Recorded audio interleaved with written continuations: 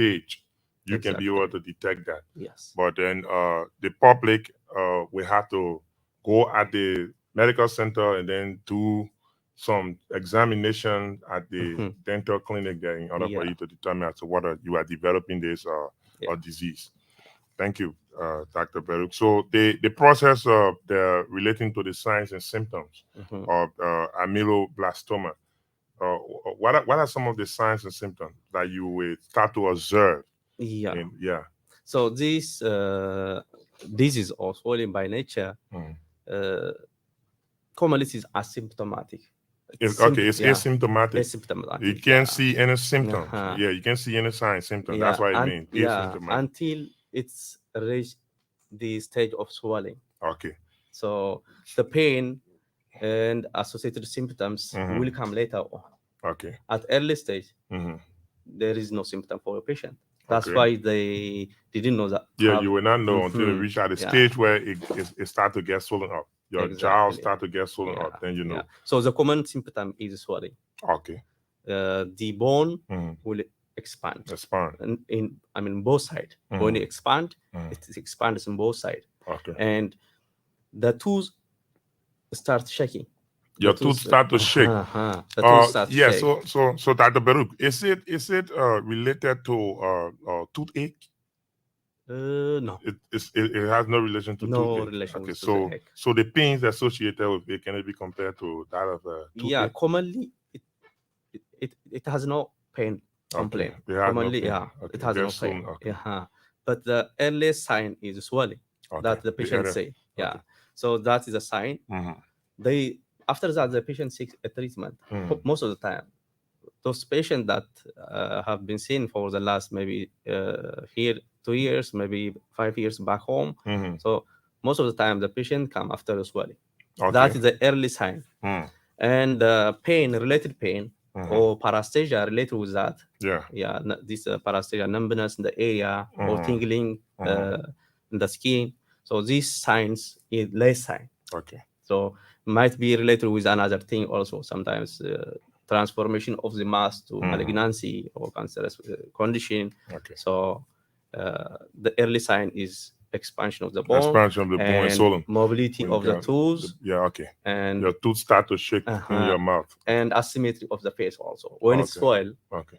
the one side will have a swelling, Expand. Yeah. and then the jaw will divide the other side. Okay. Then gradually, Mm-hmm. disfigurement of the face will come. Okay. Yeah. Okay. Wow. So that's a disease that affects. But have you done any clinical research to know as to whether we have this? How common is this in our labyrinth setting?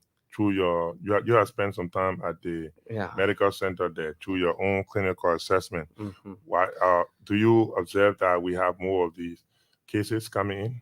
Yeah. To tell you frankly, most of the case Mm. is that I did Mm. is a trauma case. Okay, yeah. So But we'll come to yeah, the trauma yeah. cases, but we were But talking about this but from ameloblastoma. the swelling, Mm-hmm. Yeah. that chronic swelling. I mean, this benign swelling. Mm-hmm. It is a ameloblastoma, the most common that Yeah. I see, Okay. and we confirm this disease with histopathology. We did the Mm-hmm. surgery, and after surgery, then the histopathology, the pathologist will confirm with histopathology Oh, okay. diagnosis. Oh, okay. Yeah, So and that does diagnosis involve taking out a specimen from that wound to go and exactly. test it in a laboratory. Okay. Yeah, So that you come up with your diagnosis. yeah. Okay. Okay. Thank you very much, Dr. Baruch, for that explanation as it relates to ameloblastoma.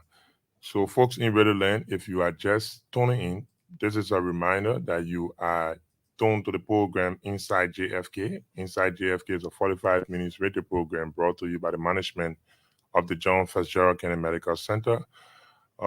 During this program, we discuss health-related issues that is affecting you in your community, and you can get advice also on medical issues from our experts, medical doctors at the JFK Medical Center. So today we are discussing ameloblastoma or swollen jaw.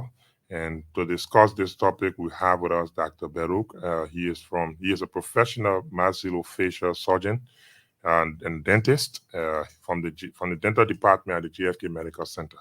So I'm your presenter, James Bill Creighton, and we are discussing this topic today, very educative, and we hope that you will invite someone to come and listen along with you. And if you have any concerns or you need some clarity, you can call in. The numbers will be announced later on so that you ask Dr. Baruch all of the questions as it relates to what we are discussing today, even dental issues and all of that. This entire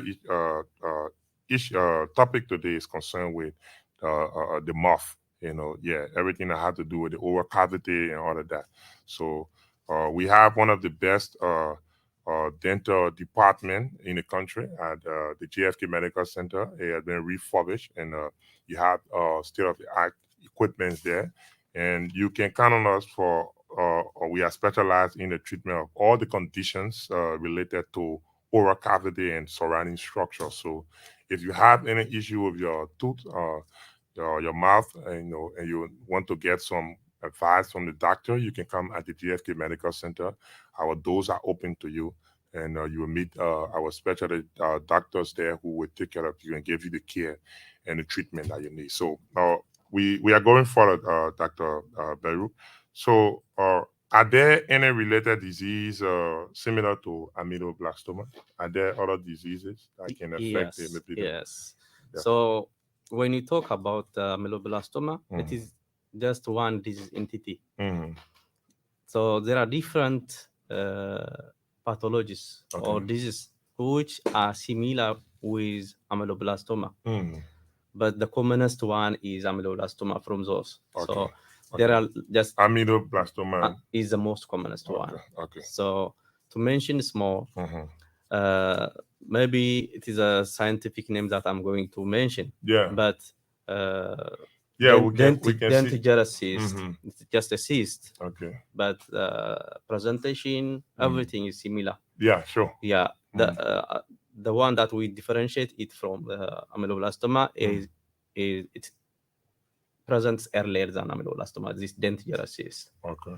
But amyloblastoma, as I told you before, it's common in adult. Yeah, I do. Yeah, from 30 to 60 years, common Okay. presentation time. Okay, but it doesn't mean that it cannot affect children too, right? Yeah, can It can but affect yeah, children, it can but also it's most common most in common. adults. Yeah, that's why Okay. we mentioned like most common in this age group. But Yeah. it can also appear in Children. early Okay. age, that is Okay. like child and also Mhm. young adults also. Okay. Yeah. Okay. So dentigerous cyst is one, Mhm. and there are also another cancerous condition or malignant condition. Okay. So like osteosarcoma of the jaw Mhm. and squamous cell carcinoma of the jaw, which arise from the bone structure. That's Okay. also another. So cherubism. And all of what you are the diseases that are associated with this, right? They all affect the jaw. the tooth or the mouth. Yeah. Okay. It's related with the tools, Mhm. and it's related also with the jaw. So the most commonest from all these is amyloblastoma. Okay. And from when you go to the cystic type, dentigerous will come to the place. It will be the most common, the cystic type. Okay. So amyloblastoma, it might have different similar disease entities also will be there. Okay, Doc. So how is this? I guess you were trying to explain in terms of how is it diagnosed. Can you just go in details a bit? How can you diagnose this medical condition, amyloblastoma? So when you go to the diagnosis level, there are some workups. Okay. We start from the history. So any patient when you just arrive to the Hospital, dental department or the hospital, the first thing that we do is asking the history. The history. Okay. From the history, you can have small information. Yeah, information. Okay. You will gather that according information. To the patient history. Yes. Yeah. That is the most important. Okay. So when you start and how long it has been, and is there any related pain associated with the swelling. So that will help a lot. Okay. Uh-huh. That is for the diagnosis. From the history stage. part. Then you will examine it also. Okay. The next step is examining the patient. Mm. When you examine it, the mobility of the tools and the dimension of the swelling, the mass. So if involves both sides of the jaw, and if involves So the both one side of the jaw cannot be affected and the other not affected. So Yeah. once you have this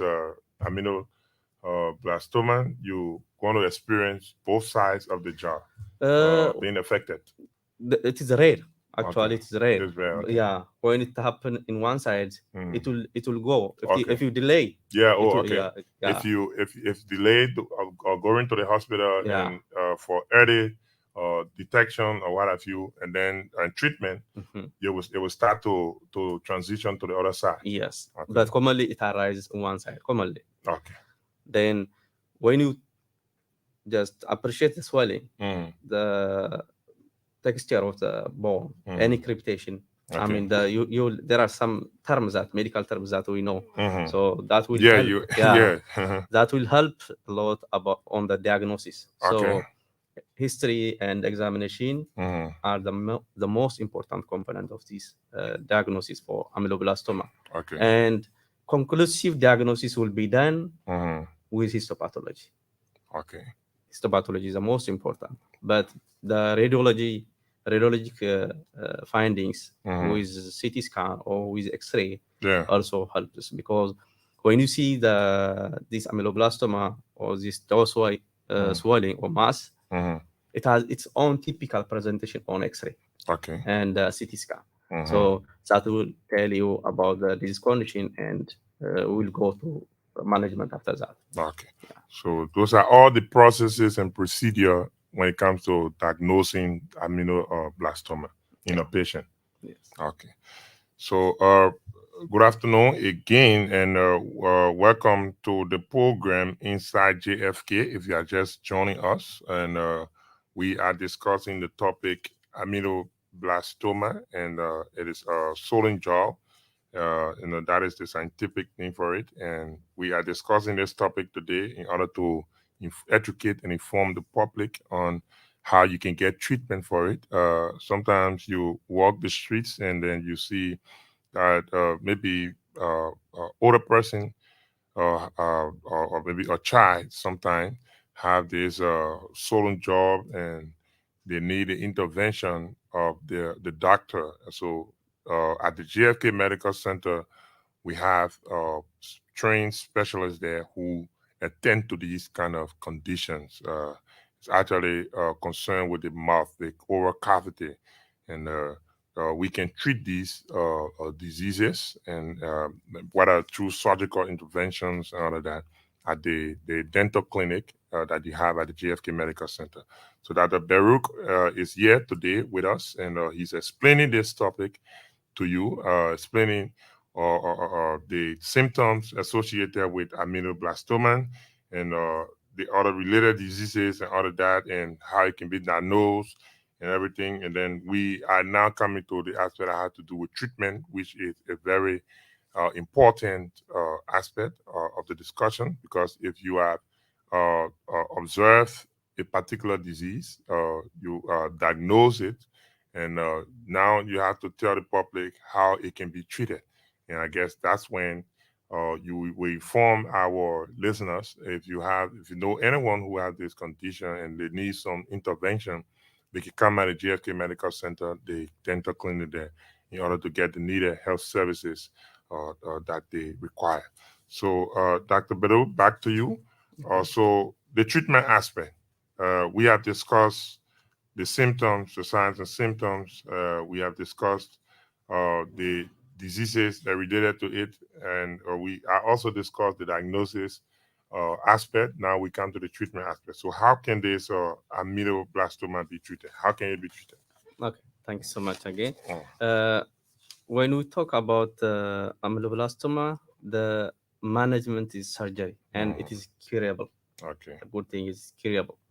So, but to make it simplified, it's better to consider it into two parts.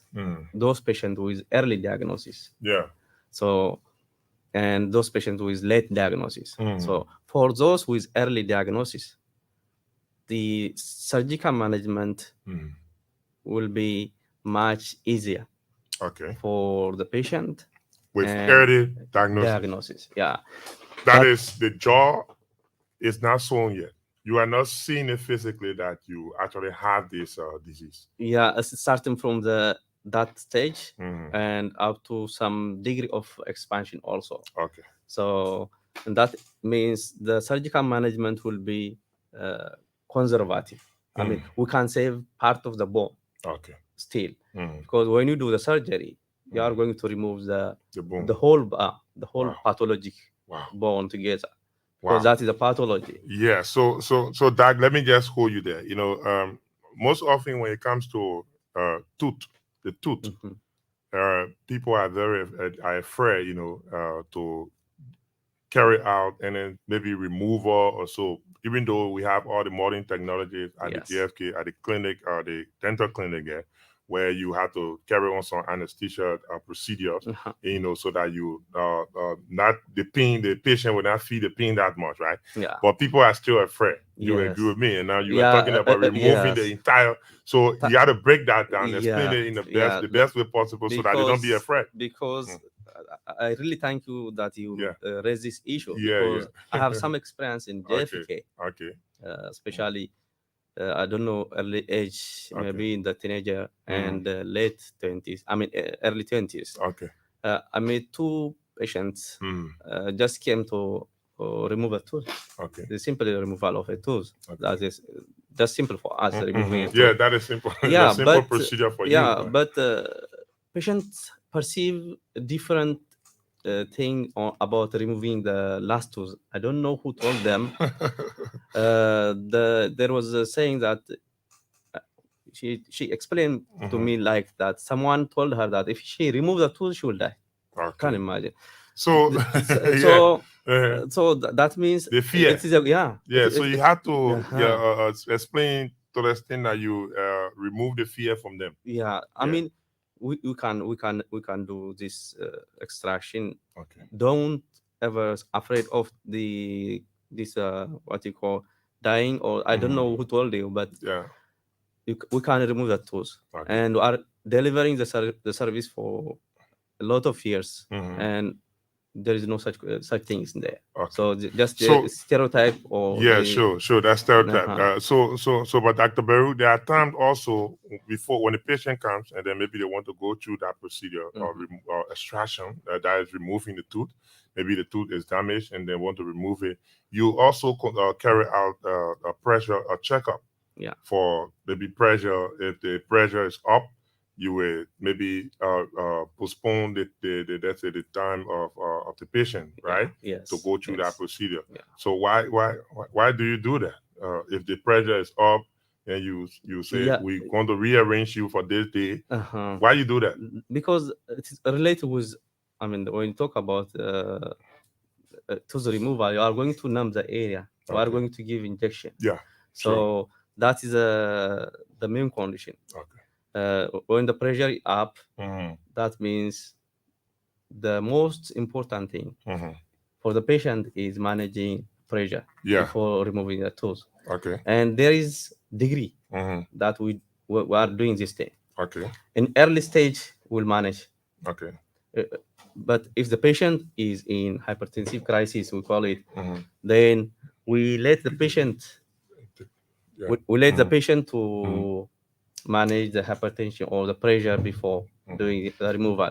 Okay. I think let's come back to the you can come back to the treatment aspect, right? Yeah, we were on the treatment aspect. Yeah. So for early diagnosis of ameloblastoma in earlier stage of swelling, then we can definitely manage the tumor surgically, and the outcome will be very good. And with that all, the patient will be very satisfied. Okay. And the result will be very promising. So in most cases, the the intervention would be surgical operation. Yeah, definitely. The intervention is surgical operation. Whether it is at the earlier stage Yeah. or it has reached the higher Let's stage. say, yeah. Okay. That's it. Okay. So that is for the treatment aspect there. So folks in Red Land, we will now open the line. So apparently you have the concerns and so that you can be able to put for your cause to Dr. Baruch, who is discussing aminoblastoma here today or swollen jobs. And if you want to you want to ask him some questions, or you know someone who is who have this disease or who is affected by this disease, you want to ask him some questions, you can call the following numbers: that is 0777 703530, 0777 703530, or you can also call us on the another orange number, which will be announced soon. But the orange number to call us on is 0777 703530, 0777 703530, or on the Lone Star number 080-514096, 080-514096. Again, 080-514096. You can call us on those numbers to be live on the program and interact with Dr. Baruch today. He's a doctor, that's a professional maxillofacial surgeon, someone who did, and a dentist, right? Someone who deals with, that's it, sometimes he deals with trauma cases. He will tell you about some of the cases that he handles at JFK Medical Center in terms of treating trauma cases, and at the ICU there that we have at the JFK Medical Center. So you can call us on those numbers: 0777 703530, 0777 703530, or 080 514096, 080 514096. We have a caller here. Good afternoon, caller. Nemo, where you calling from? Welcome to the program Inside JFK. Yeah, my name is David. I'm calling from Matari. Okay. Yeah, I want to know my wife, she don't have 2 earballs or teeth or tooth or like a brown. Mm-hmm. Her entire teeth is a brown tooth she has. Okay. What? Yeah, I want to know what I. But she has explained to you, and then if she has some pains in the jaw or with the tooth or so. No, or tooth, no, they can't have. It's just the corner of the tooth, right? When it started. Yeah, brown. So when it started, so since she was born, she's been having this corner of tooth. Since she was born. Oh, okay, all right. Yeah. Okay. Thank you. So David is saying that his wife have a brown tooth. Uh-huh. Yeah, even though she don't feel pain, but she has a brown tooth. Yeah. Yeah. So thank you so much for calling us. This discoloration of a tooth, or the brownish color of the tooth, there are different causes. Okay. It can be developmental. Mm-hmm. We call it like amelogenesis imperfecta, okay, or dentigenesis imperfecta, or maybe at the time of gestation from her mother. Okay. There are some medication that is not allowed to take, and maybe the mother. Certain medical conditions you have, there are certain medications you're not supposed to take. That's all. Like tetracycline. If a patient, someone is pregnant, a lady is pregnant, she should not take tetracycline. Oh, okay. If she took tetracycline, then the child will have discoloration of the tooth. Oh, later okay. on, then that is permanent. Okay. So if so that's how it becomes hereditary, or maybe you're born with it. Acquired. This from the drug. Okay, it is acquired from the drug. Okay. But development, I will say, is the dentigenesis imperfecta, amelogenesis imperfecta. These are developmental. Okay. So for those, the management is prosthesis. A veneering will be done.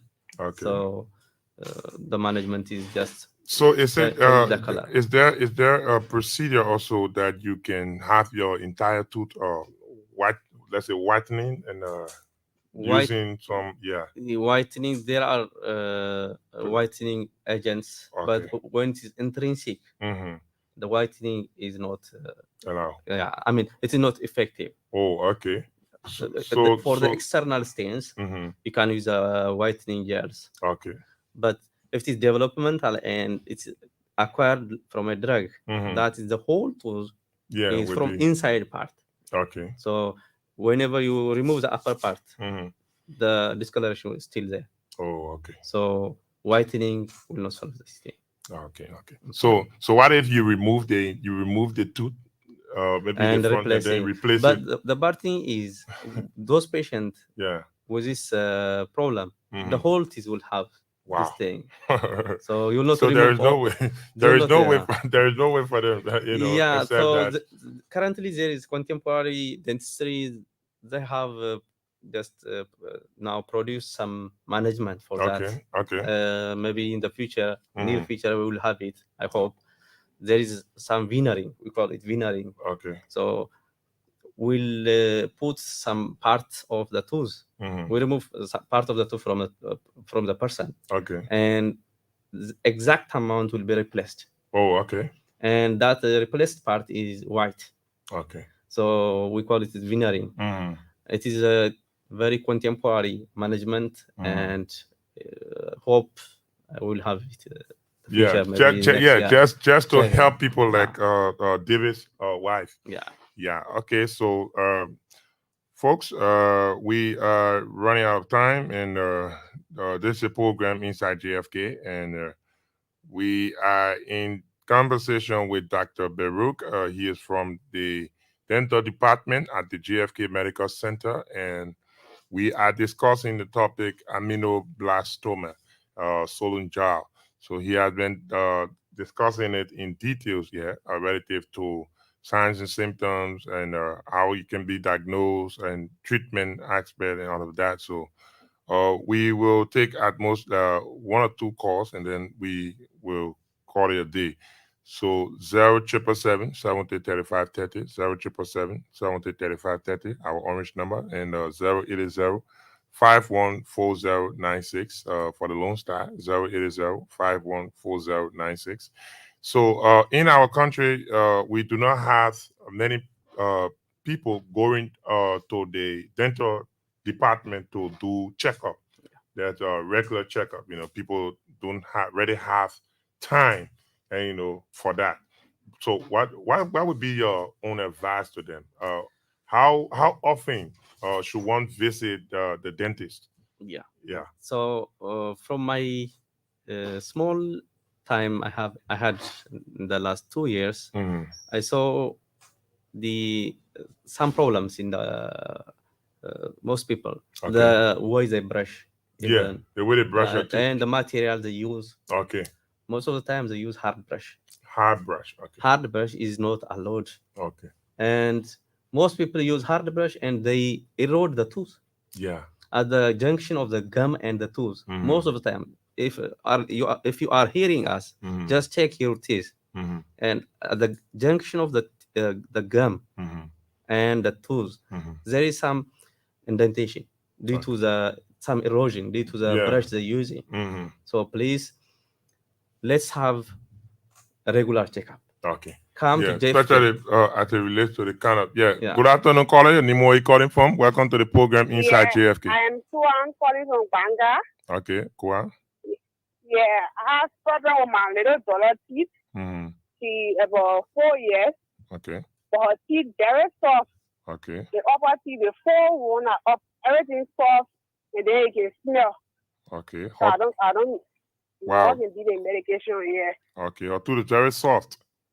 Yeah, it's soft. It can break. It's very short, very short. Wow. Okay. It can smell. It has odor. Oh, okay. All right. So Dr. Baru will speak to that.